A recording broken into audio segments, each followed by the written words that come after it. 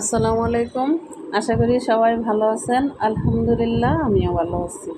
আজকে আমি আপনাদেরকে দেখাবো একটা গরুর মাংস রান্না করছি আমি কিভাবে। প্রথমেই মাংসটাকে আমি মাখাই নিব। সব মশলা একে একে দিয়ে মাংসটাকে মাখাই নিব। দিয়ে দিলাম পরিমাণ মতো আদা বাটা,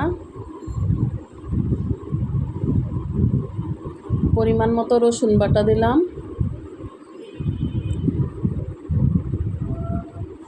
দিয়ে দিলাম লবণ, হলুদ গুঁড়া দিলাম, পরিমাণ মতো মরিচের গুঁড়া দিলাম, পরিমাণ মতো জিরার গুঁড়া দিলাম, গরম মশলার গুঁড়া দিলাম,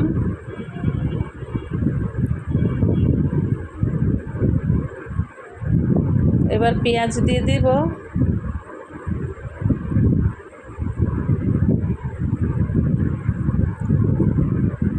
এবার পরিমাণ মতো তেল দিয়ে দিব,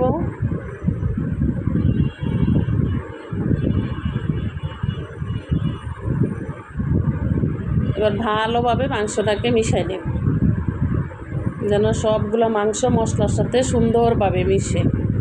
আসলে এইভাবে মাখায় রান্না করলে রান্নার টেস্টটা একটু ভালো হয়।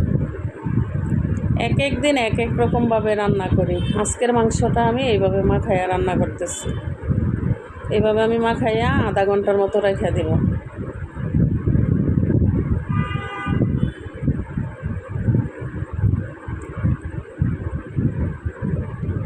এবার আমি চুলা একটা পাতিল দিয়ে দিলাম, বিসমিল্লাহির রহমানির রহিম।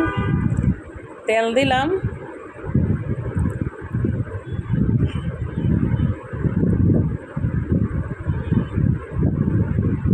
তেলটা গরম হওয়ার পরে এবার একটু পেঁয়াজ দিলাম বাগারের জন্য,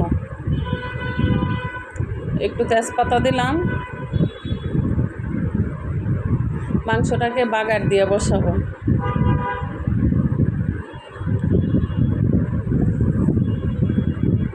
এবার সামান্য একটু মেথির গুঁড়া দিলাম, গরম তেলের উপরে মেথির গুঁড়াটা দিলাম যেন ফ্লেভারটা সুন্দর হয়। এবার মাংসটা দিয়ে দিলাম,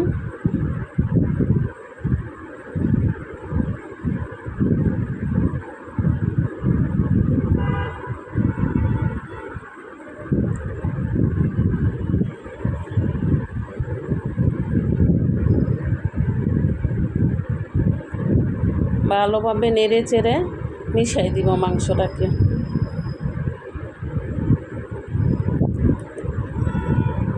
এবার একটা ঢাকনা দিয়ে আমি ডাইকা দিব। একটু পর পরে নাড়া দিয়ে দিতে হবে মাংসটাকে যেন লেগে না যায়, একটু সিদ্ধ হয় ভালো। সিদ্ধ হওয়া পর্যন্ত আমি একটু পর পরে নাড়া দিয়ে দিব। এবার মাংসটাকে আমি কষাই নিব, এইভাবে সুন্দর করে একটু পর পর নাড়া দিব আর মাংসটাকে কষাই নিতেছি। এবার একটু আলু দিয়ে দিলাম, হালকা কষানো হওয়ার পরে একটু আলুটা দিয়ে দিলাম। এবার একটু আলুটাকে ভালোভাবে নেড়ে চেড়ে মিশাই দিলাম।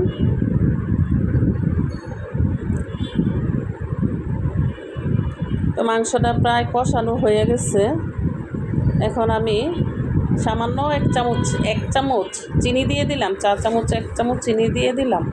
চিনিটা জাস্ট একটু টেস্ট হয়, টেস্ট বাড়ানোর জন্য আমি একটু চিনি দিই তরকারিতে। গরুর মাংসটাতে একটু চিনি দিই। বাস এবার ঝোল দিয়ে দিলাম পরিমাণ মতো। আমি এটাকে একটু, যেহেতু আলু দিচ্ছি, একটু ঝোল করে রান্না করব, তাই আমি পরিমাণ মতো একটু ঝোল। এবার ঢাইকা দিব আর আমি বলক ওঠার পরে চুলার আঁচটা কমাই দিব যেন মিডিয়াম আঁচে মাংসটা সিদ্ধ হয়। মিডিয়াম আঁচে সিদ্ধ হইলে মাংসটা জুসি হয়, খেতে খুব ভালো লাগে। হয়ে গেল আমার মাংস তরকারি। দেখেন কালারটা কেমন সুন্দর হয়েছে, একদম মাখা মাখা একটা ঝোল। আমার রান্নাটা যদি ভালো লাগে তাহলে আমাকে একটা কমেন্ট করে জানাবেন, একটা লাইক দিয়ে আমাকে উৎসাহ দিবেন। আমি এটা খিচুড়ি দিয়ে খাবো দেখেন, আর খিচুড়ির সঙ্গে একটু আচার নিলে ভালো হয়, তাই আমি একটু আচারও নিয়েছি। মাংস খিচুড়ি আচার একসাথে খাবো।